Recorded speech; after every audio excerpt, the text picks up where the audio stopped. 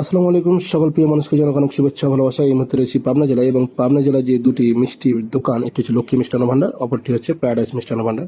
দুটিরই যেহেতু অনেক সুনাম, কিছুক্ষণ আগে শেষ করলাম প্যারাডাইস মিষ্টান্ন ভান্ডার, এখন এসেছি লক্ষ্মী মিষ্টান্ন ভান্ডার।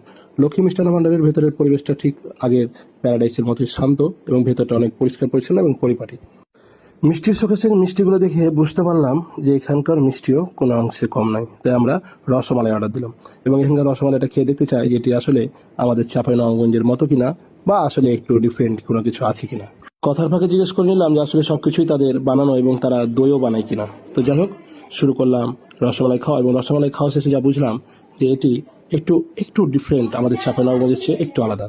এবং মিষ্টির পরিমাণটা অতি তীব্র না এবং খুবই হালকা স্বাদের, এবং মাখন বা অর্থাৎ মালাই যেটা কথায়, এই মালাইটা দুর্দান্ত ছিল। কেমন যেন এর ভিতরে একটা দুধের অরিজিনাল দুধের যে একটা ঘ্রাণ, সেটা এর ভিতরে পাওয়া যাচ্ছিল। আসলে একসাথে অনেক মিষ্টি পরখ করা সম্ভব না, তা আমরা চিন্তা করলাম যে একটা সন্দেশ টাইপের কিছু অর্ডার করি।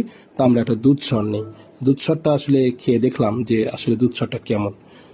এরপর দুধ সর অর্ডার করি এবং দুধ সরটি আমরা খাই। দুধ সরটি খাওয়ার পর যেটা বুঝলাম যে দুধ সরটি অত্যন্ত হালকা স্বাদের এবং সাধারণত দুধ সরে মিষ্টির পরিমাণ একটু কমই থাকে, এবং এর ভেতরটা ছিল স্পঞ্জিটা এবং এর ঘ্রাণটা বা অর্থাৎ এটির ভিতরে আমি একটা ছানার অসাধারণ গন্ধ পেয়েছি, যেটা আমাকে খুব ভালো লেগেছে, যেটা আমার জিভে